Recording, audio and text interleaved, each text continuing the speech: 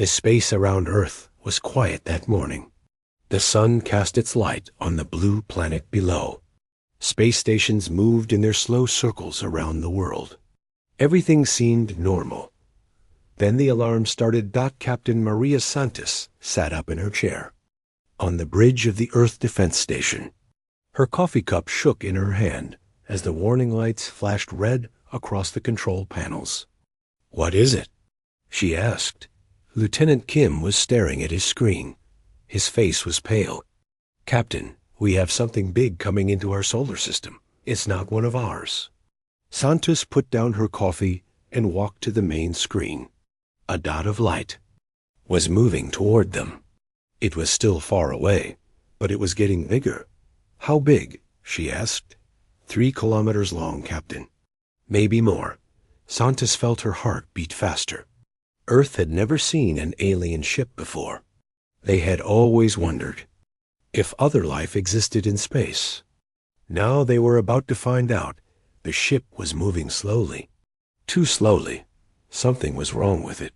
"Sir," Kim said, "it's sending out some kind of signal. Not radio. Something else. Can we understand it?" "The computers are trying to figure it out." On the alien ship, Captain Vexaha was having a very bad day. Her beautiful ship was dying around her. The power was failing. The engines made terrible sounds. Holes in the hull let space leak inside. "Status report," she said to her crew. "Power at 30% and falling," said her engineer. "Hull breaches on levels 4 through 7. Life support is failing." Vexaha looked at the blue planet on her screen. It was a pretty world, but clearly primitive. Their sensors showed the beings here had barely left their own planet. They used simple rockets and basic technology. "Any other choice?" she asked.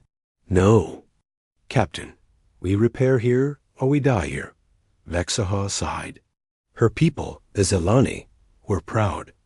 They had traveled between stars for thousands of years. They had built great cities on distant worlds. To ask help from primitives was embarrassing, but staying alive was more important than pride. "Send a distress signal," she ordered. "Make it simple. These creatures probably don't understand proper communication." Back on Earth, the computers finally broke the alien code. The message was short. "Ship damaged. Need help. Please respond." Captain Santos stared at the words on her screen. First contact with aliens, and they needed help. "Send a reply," she said.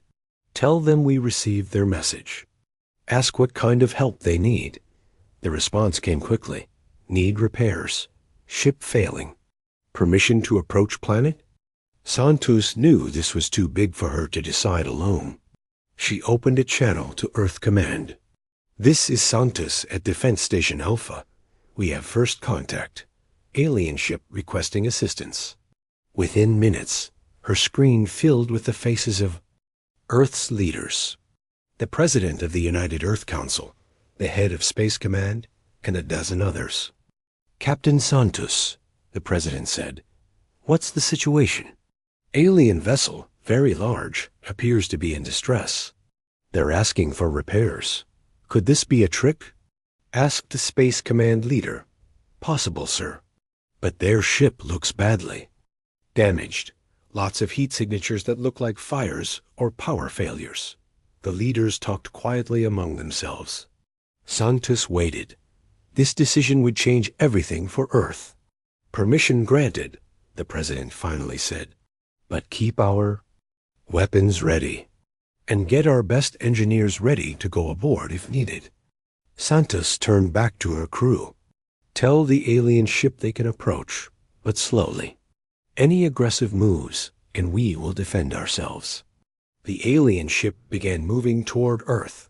As it got closer, Santos could see how damaged it really was. Parts of the hull were missing.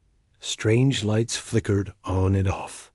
It looked like it might fall apart at any moment. "Captain," Kim said, "they're requesting permission to dock with our station."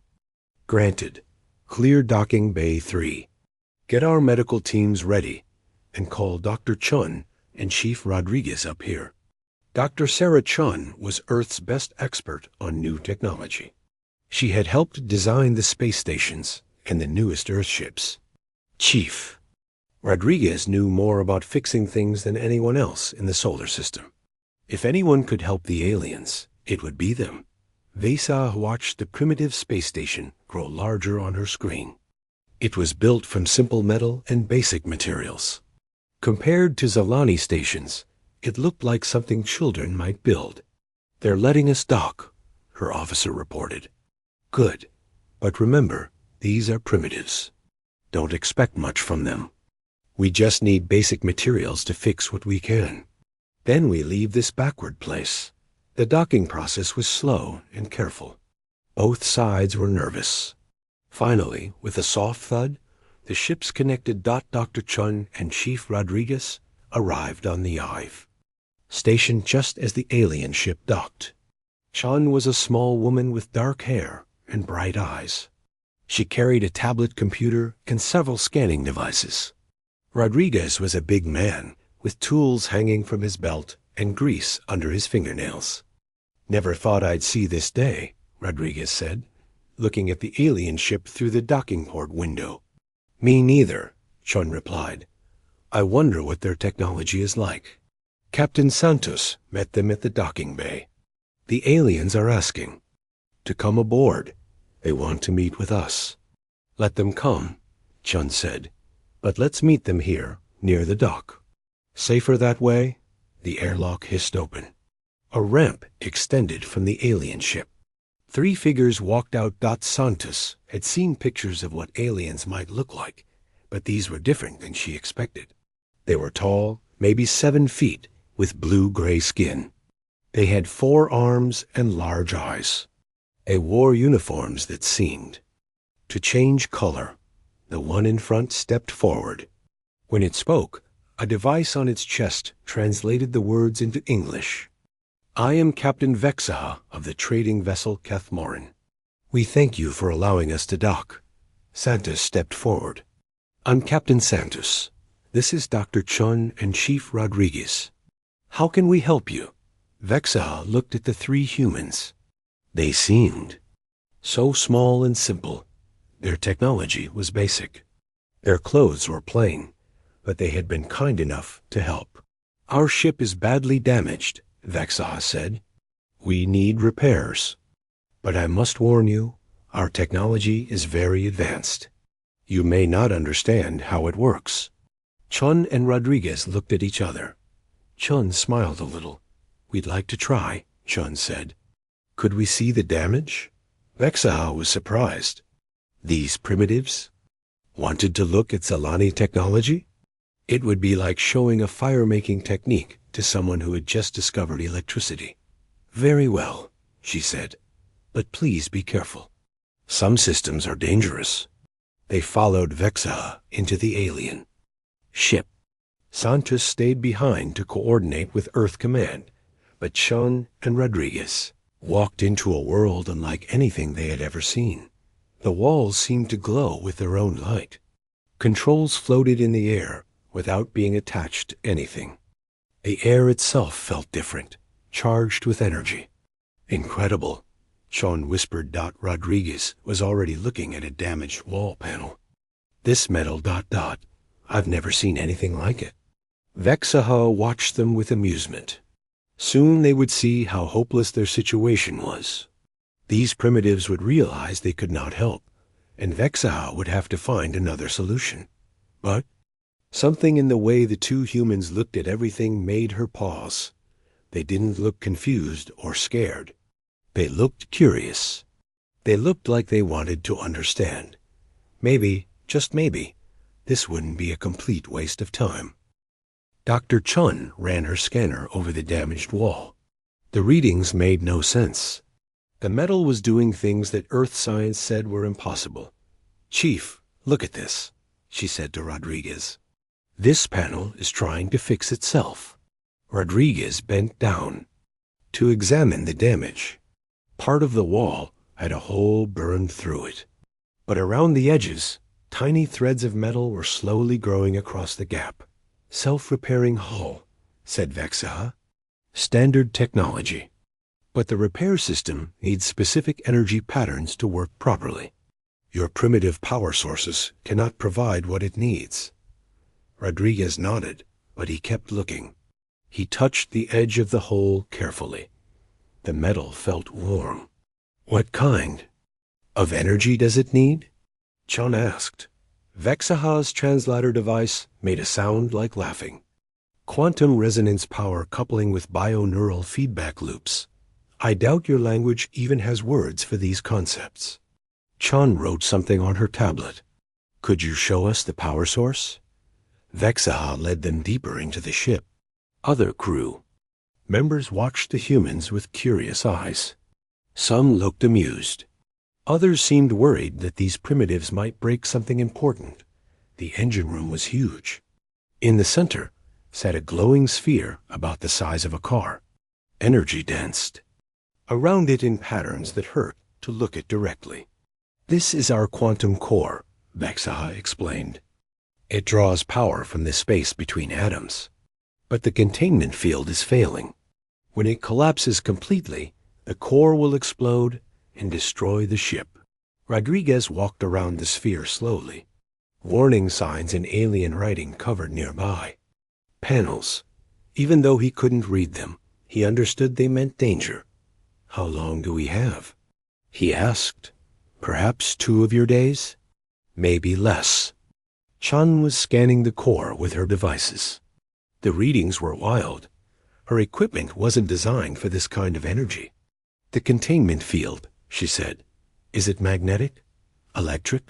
Neither. It uses principles your science has not discovered. The field generators are quantum entangled with the core.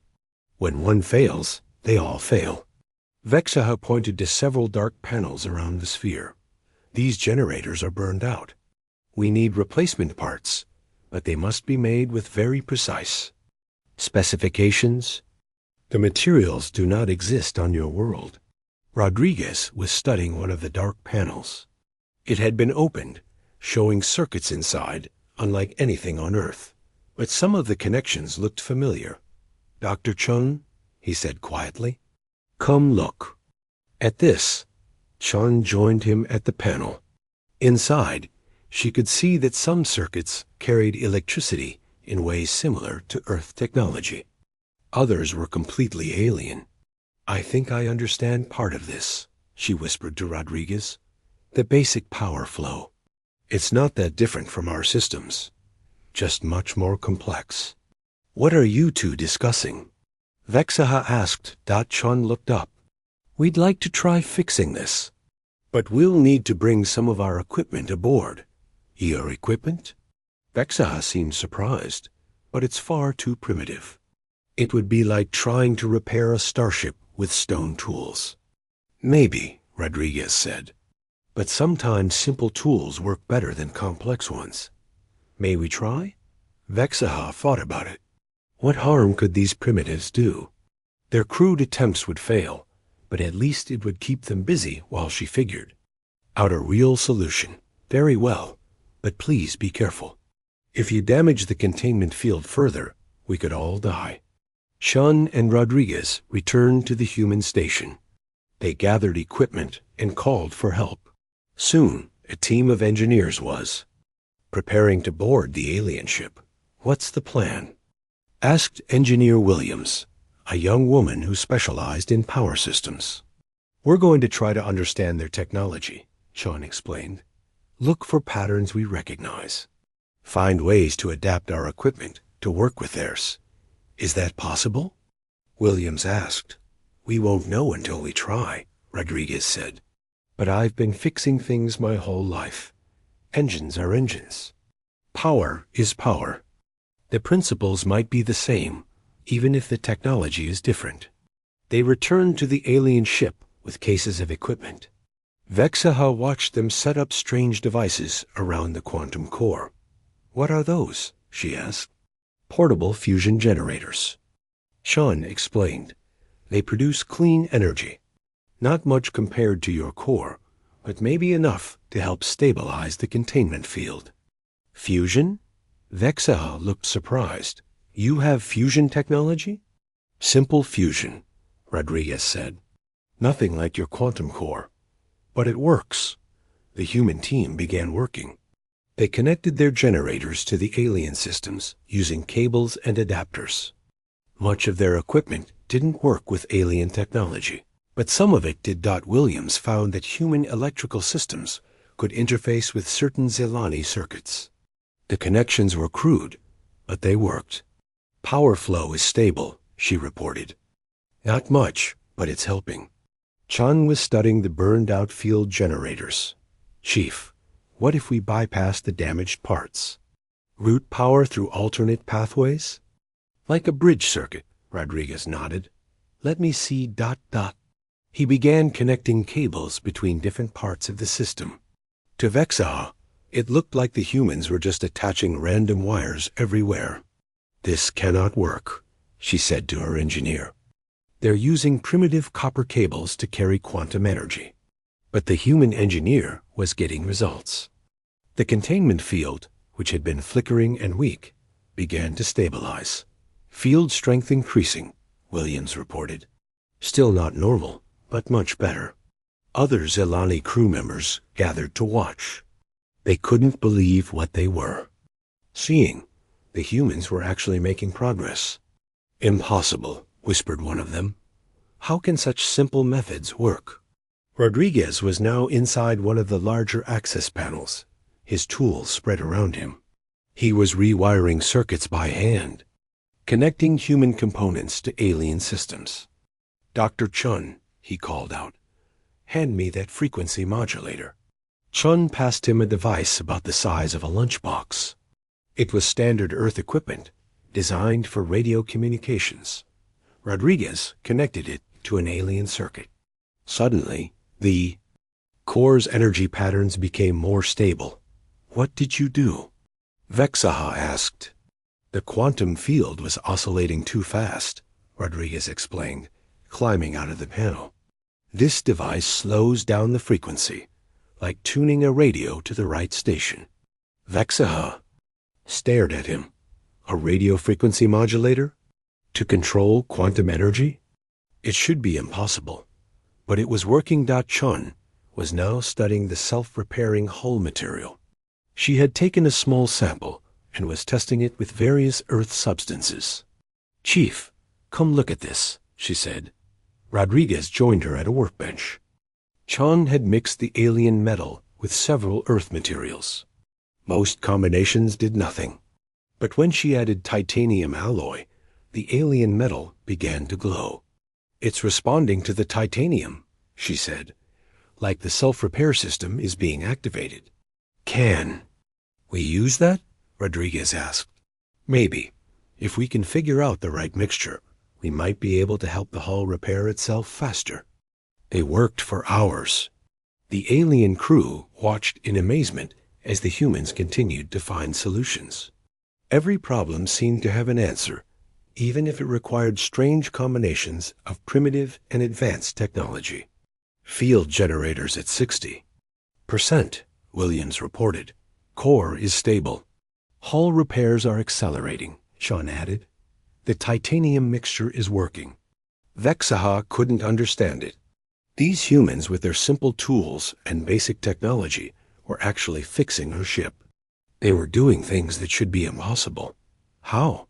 She finally asked Rodriguez. How are you making this work? Rodriguez looked up from a control panel he was repairing. His hands were dirty, and he had sweat on his forehead. When something is broken, he said, you find a way to fix it. Doesn't matter if it's a car engine or a quantum reactor. Everything follows rules. You just have to figure out what the rules are. But you don't understand our science, Vexaw protested. Don't need to understand everything, Rodriguez replied. Just need to understand enough. Chun was connecting the last of their equipment to the alien systems. We're not trying to copy your technology, she explained. We're just finding ways to make our technology work with yours. Like building a bridge between two different worlds. Williams added. As the Earth Day ended, the alien ship was in much Better condition. The quantum core was stable. The hull was repairing itself. Systems that had been dead were coming back online. Vexahal looked around her ship in wonder. The human equipment looked crude and out of place, but it was working. Her advanced starship was being saved by primitives with simple tools. For the first time, she began to think that maybe these humans were not as primitive as they seemed. Maybe. They were something else entirely. Something dangerous. The next morning brought visitors. Captain Santos watched her screens as 3 more alien ships appeared at the edge of Earth's solar system. New contacts, Lieutenant Kim reported. Same design as the first ship, but much smaller. Santos opened a channel to the damaged alien ship. Captain Vexaha, you have 3 more ships approaching. Are they yours? Vexaha's voice came through the speakers. Yes, they are Zelani vessels, probably coming to see what happened to us. Are they friendly? They will not attack, but they may not understand why we are accepting help from. From your people? Santos frowned. Something in Vexaha's voice sounded embarrassed, like she was ashamed to be helped by humans.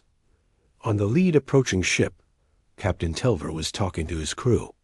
Vexaha's ship is docked with the primitive station, his sensor officer reported.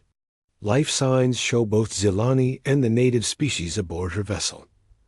Natives aboard a Zelani ship? Telver laughed. This should be amusing. Open a channel to Vexaha. Vexaha's face appeared on the screen. She looked tired. Vexaha, Telver said with a smile. We received your distress signal. Do you need us to evacuate your crew? No, Vexaha replied. The humans are repairing our ship. The humans? Telver's smile grew wider. You mean the primitives are trying to fix Zelani technology? That's wonderful. We'll dock nearby and watch. This should be quite entertaining. The 3 ships moved closer. Soon their crews were watching through cameras as humans worked on the quantum core. Captain Kresh, the second ship, was placing bets with her officers. I say the primitives cause a power explosion within 6 hours. I give them 4 hours before they electrocute themselves, laughed Captain Now from the 3rd ship. No, Telver said. They'll probably try to hit something with a hammer. That's what primitives do, isn't it? Hit things? They were all very amused. None of them had ever seen such a backward species attempt to understand advanced technology. But their amusement began to fade as they watched Rodriguez working on the field generators. What is he doing? Kresh asked. Rodriguez had opened another access panel and was rerouting power conduits.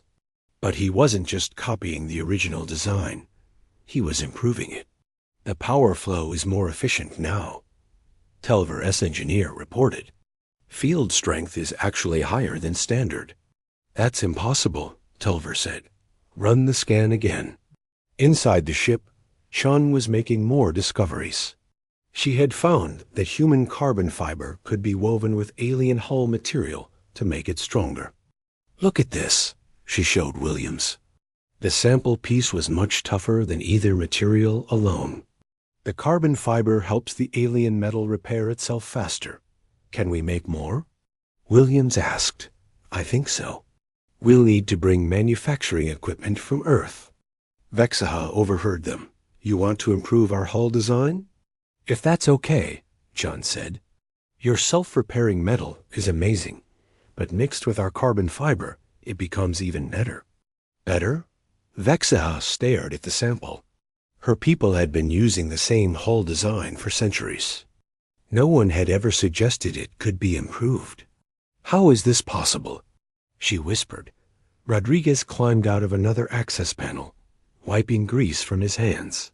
Dr. Chun, I think I figured out how to boost the quantum field strength by another 20%. How? Both Chen and Vexaha asked at the same time.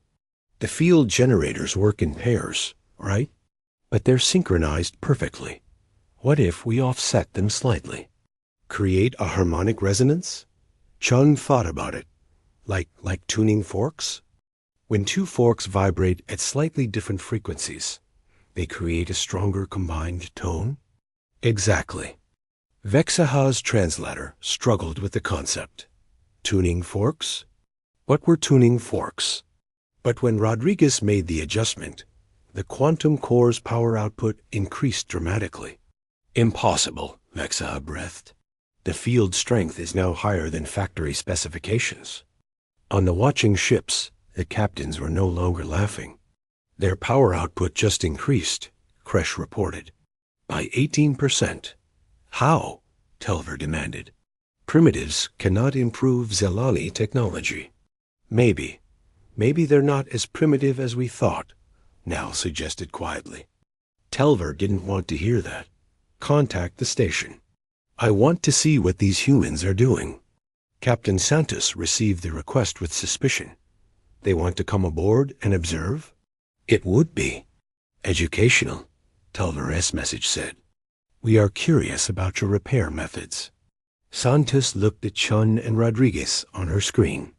They were working with alien technology, like they had been doing it for years. What do you think? She asked them.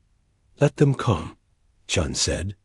Maybe they can teach us more about their technology. And maybe we can teach them something too, Rodriguez added with a grin. About an hour later, 6 Zelani officers were aboard the human station, looking uncomfortable. The station was cramped compared to their ships. Everything looked crude and simple. But when they entered the alien ship's engine room, they stopped talking. Williams was installing a new power coupling she had designed. It combined human superconductors with alien quantum circuits. What is that device? Telver asked Vexaha. A power coupling.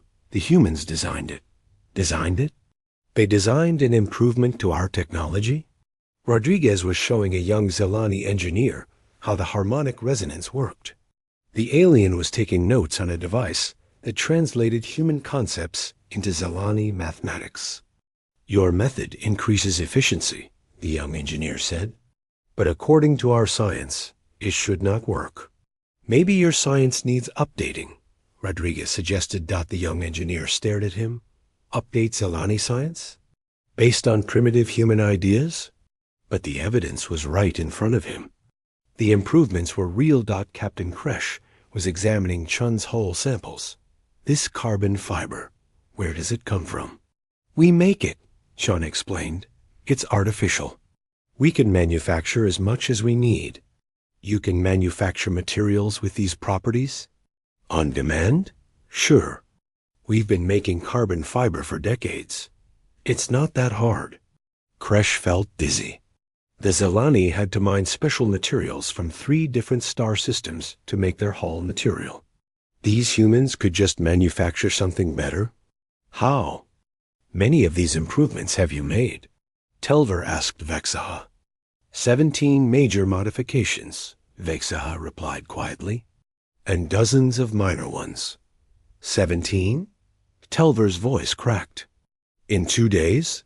They work very fast, Vexaha said. And they see problems we never noticed. Captain Nal was watching Williams install another device. What does that one do? Backup power system, Williams explained. If the main quantum core fails, this kicks in automatically, gives you enough power to reach a safe port. We never thought of that, Nal admitted. Really? Williams seemed surprised. Backup systems are standard on all our ships. What do you do if your main power fails? We call for help. Williams and Rodriguez looked at each other.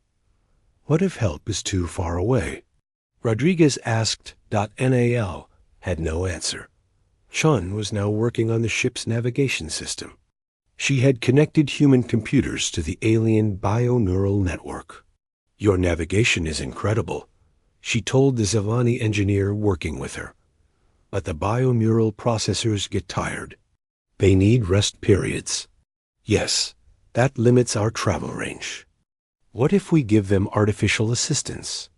Let human computers handle the simple calculations, so the bioneural system can focus on the complex stuff?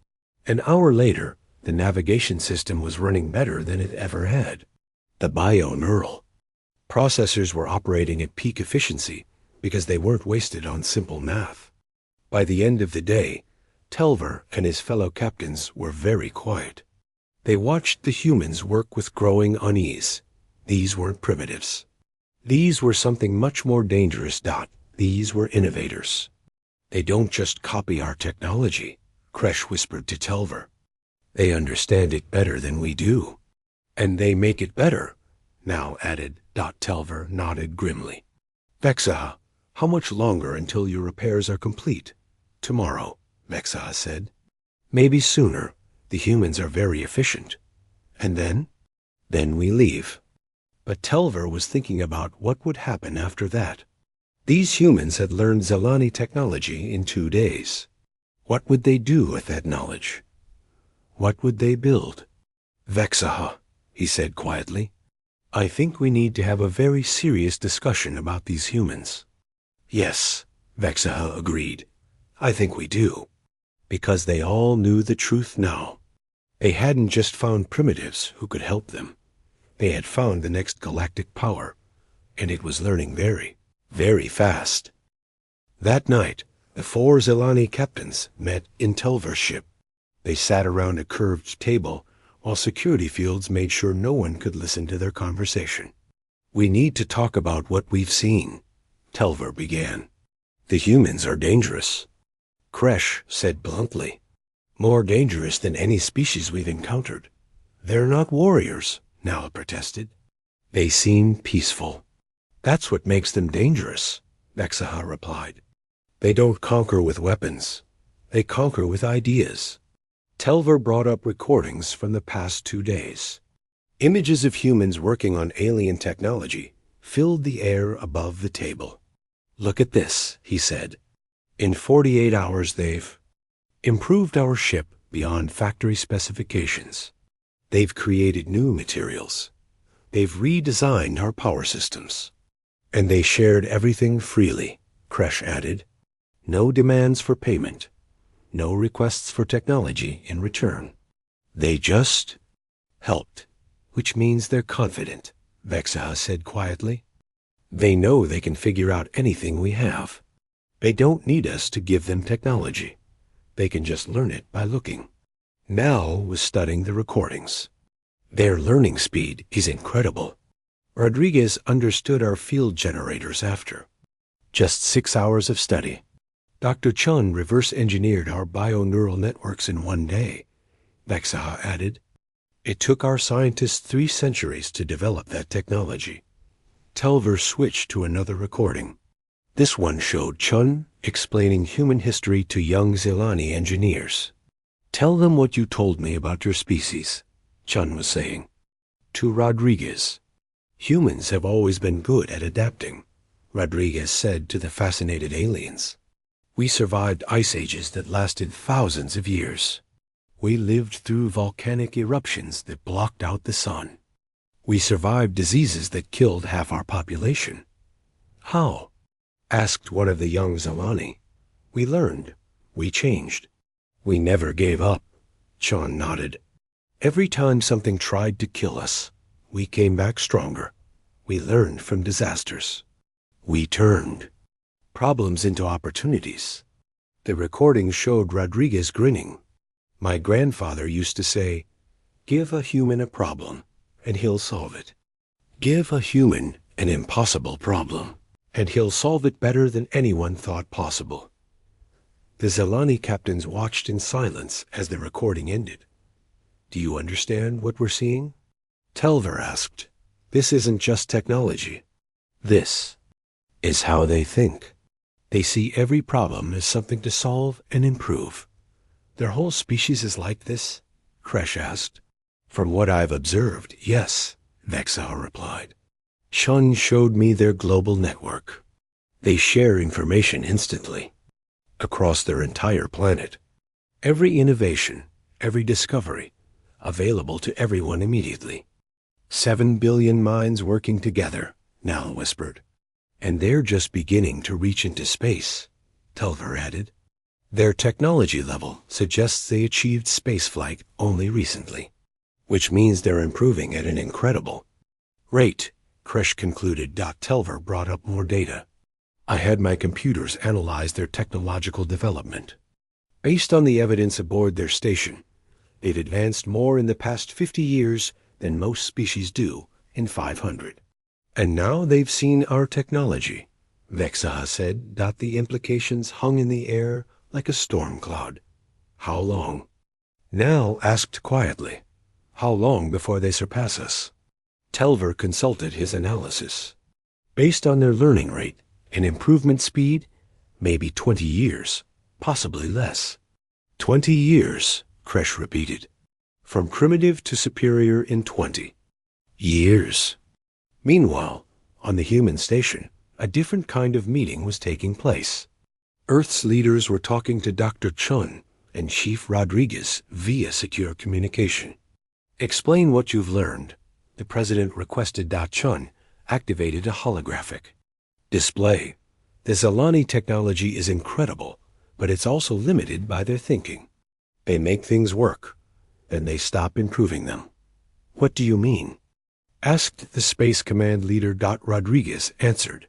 Their whole material has been the same design for centuries. Their power systems haven't changed in generations. They build something that works, then they never touch it again. They don't innovate. Chun added, they just maintain. And that's why our improvements work so well, Rodriguez continued. We see their technology and immediately think, how can this be better? They see the same technology and think, don't break it. The president leaned forward.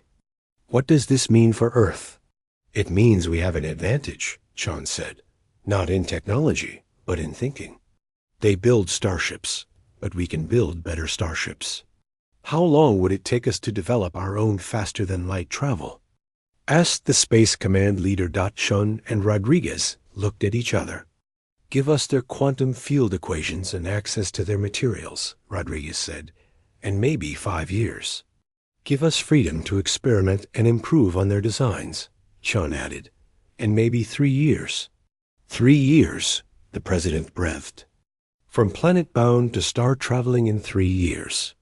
The Zelani took thousands of years to develop this technology, Chun explained. But they had to invent everything from scratch. We can learn from their work and make it better.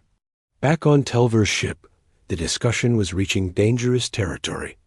What are options? Telver asked. We could report this to the Confederacy. Kresh suggested. Warn them about the human threat. Threat? Vexaha challenged. They've done nothing hostile. They saved my ship and crew.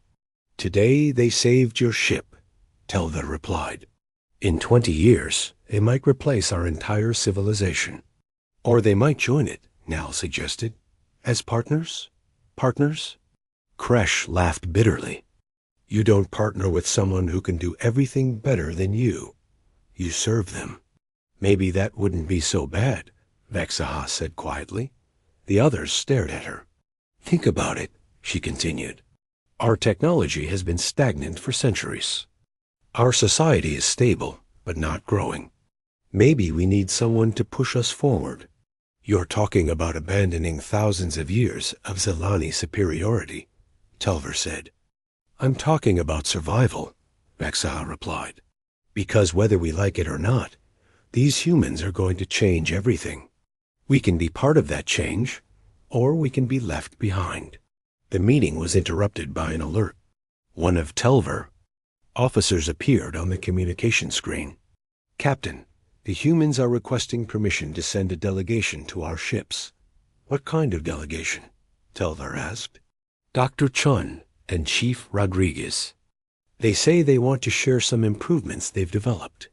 The captains looked at each other. More improvements? Let them come, Vexaha said. Let's see what they've learned now. An hour later, Shun and Rodriguez were aboard Telver's ship, with several human technicians. They carried cases of equipment and stacks of data tablets.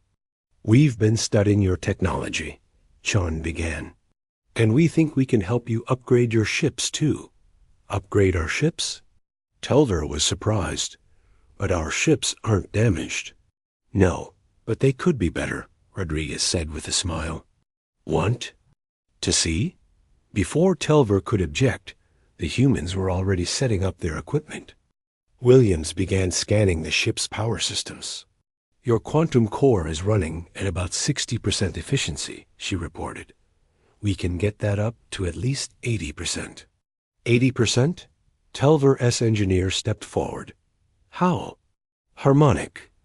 Resonance tuning, improved power coupling, and better energy flow management. Rodriguez explained like he was talking about fixing a car. But this ship is only 2 years old, the Zelani engineer protested. It's the latest model. Latest old model, Chun corrected gently.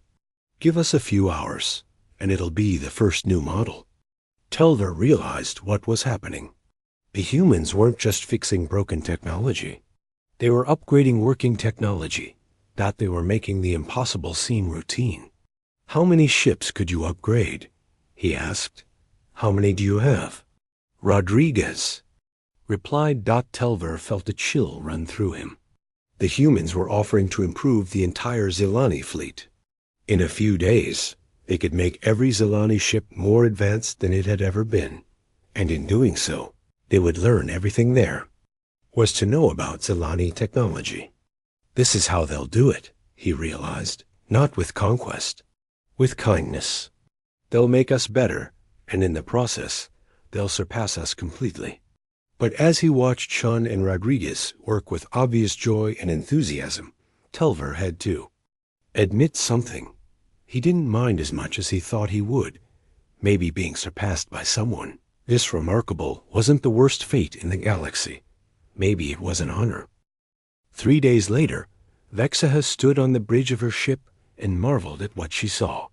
Every system was running better than the day she had left the shipyard. Her quantum core produced 25% more power. Her hull was stronger than original specifications. Her navigation system could calculate jumps twice as fast as before. All systems show green, her engineer reported. Better than green. Everything is running at peak efficiency. Through the main screen, Vexaha could see the other 3 Zelani ships. They had all accepted human upgrades. All of them were now superior to any ship in the Zelani fleet. Dr. Chun to Captain Vexaha, came the human's voice over the communication system. Yes, Dr. Chun, we're finished with the final tests. Your ship is ready for departure whenever you are. Vexaha felt a strange sadness. Thank you for everything. Thank you for letting us learn. This has been incredible for us. That was so. Typically human, Vexaha thought.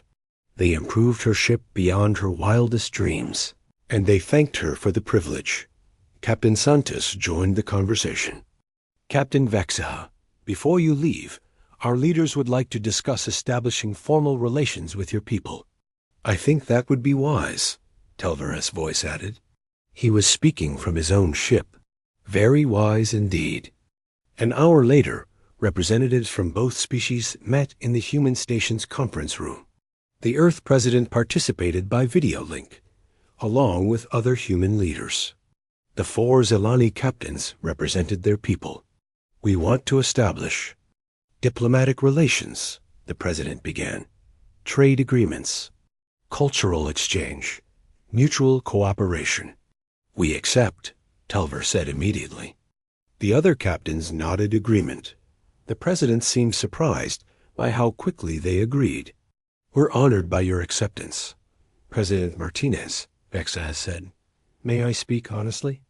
Of course. Your people are remarkable. In 3 days, you've achieved what our engineers couldn't do in decades. You've improved our technology in ways we never imagined possible. We had good teachers, Dr. Chon said modestly. No, Captain Kresh spoke up. You had good minds. The best we've ever encountered. Telver leaned forward. President Martinez, we need to tell you something important. Your species is advancing at a rate we've never seen before. Within 20 years, you'll probably surpass every civilization in this part of the galaxy.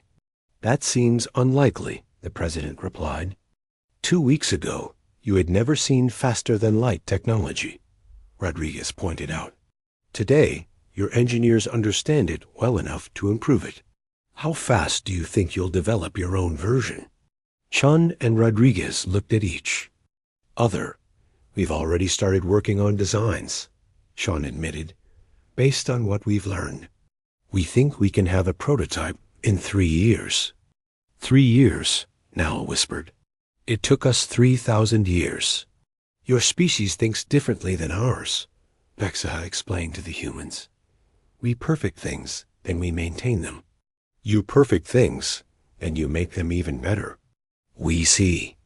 Every achievement is a starting point, the president said. Not an ending point. Exactly, Telver nodded. And that's why you're going to change everything. Captain Santos had been quiet during the discussion. Now she spoke up. Are you worried about that? About us advancing so quickly? The Zelani. Captains considered the question. At first, yes, Telver admitted. Change can be frightening. But watching you work, Kresh added, seeing how you approach problems, it's inspiring. You don't want to conquer or dominate. You want to understand and improve. You make things better for everyone, Vexaha said, including us. My ship is proof of that. So what happens now? The president asked. Now we go home, Telver said, and we tell our people what we've found. We'll recommend immediate diplomatic contact, trade agreements, cultural exchange, and probably defense treaties, Nal added quietly. Defense treaties? Captain Santos asked. There are species in the galaxy that won't appreciate your rapid advancement, Vexaha explained. Some civilizations maintain their power by keeping. Others primitive. They won't like what they see here. But they'll have to deal with it, Kresh said firmly. Because this can't be stopped. You can't unlearn what you've learned. You can't go back to being primitive. Rodriguez grinned. Wouldn't want to anyway. This has been the most exciting week of my life. For all of us, Chun agreed. The meeting ended with formal agreements for future cooperation. The Shelani ships would return home with news of humanity's existence. Earth would begin preparing for contact with other alien civilizations. But before they left, Vexaha had one more conversation with Dr. Chun and Chief Rodriguez. I want to thank you personally, she said. You saved my ship and my crew. Just doing our job, Rodriguez replied. No, Vexaha said. You did much more than that. You showed us something we had forgotten. What's that? Chun asked. That there's always a better way. That nothing is ever finished being improved. That every problem has a solution if you're willing to work for it. Chun smiled. Those are just human traits. Exactly, Vexaha said. And the galaxy needs more human traits. As the Zelani ships prepared to leave, their crews took one last look. At the human station. It still looked crude and simple compared to their technology. But they knew better now. They knew that simple didn't mean primitive. They knew that different could be better. And they knew that these humans would soon be building stations that would make Zelani technology look crude and simple. Final log entry. Vexaha dictated as her ship moved away from Earth. We came to this system seeking emergency repairs. We found primitive beings with basic technology. We expected to obtain simple materials and leave.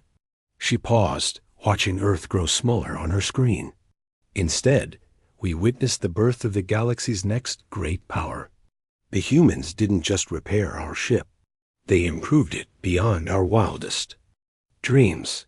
They didn't just solve our problems. They showed us how to solve problems we didn't even know we had. Another pause. I predict that within 50 years, human ships will be traveling between stars. Within 100 years, they will have colonies throughout this sector. Within 200 years, they will be the dominant force in galactic civilization. She looked at the data from their improved ships. And I predict that the galaxy will be better for it. Because humans don't just make things work. They make things work better. They don't just solve problems.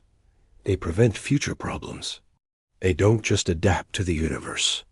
They improve the universe to match their vision. A final pause. We came here broken and desperate. We leave here whole and hopeful, because we have seen the future of our galaxy, and it is bright beyond imagination. The Zelani ships activated their quantum drives and disappeared into faster-than-light travel, carrying news that would change everything. Behind them, Earth continued its slow rotation around the sun. But on the planet's surface, in research, centers and universities and garages, human minds were already at work. They were designing new ships, new technologies, new solutions to problems that didn't exist yet. They were doing what humans had always done. They were making tomorrow better than today, and tomorrow. The galaxy would never be the same. Dr. Chun stood in her laboratory, looking at the quantum field equations the Zelani had shared. Beside her, Rodriguez was sketching designs for a human-built faster-than-light engine. "How long do you really think it will take?" she asked. Rodriguez looked up from his drawings. "To build our own starship? Maybe 2 years if we really push it." 2 years, Chun repeated. "From first contact to interstellar travel in 2 years. Is that fast?" Rodriguez asked with a grin. Chun laughed. "Rodriguez, I think we're about to show the galaxy what fast really means." Outside the laboratory windows, the stars waited. Soon, very soon, humanity would be coming to visit them. And when they arrived, they would bring the most dangerous thing in the universe, the unshakable human belief that everything could be improved.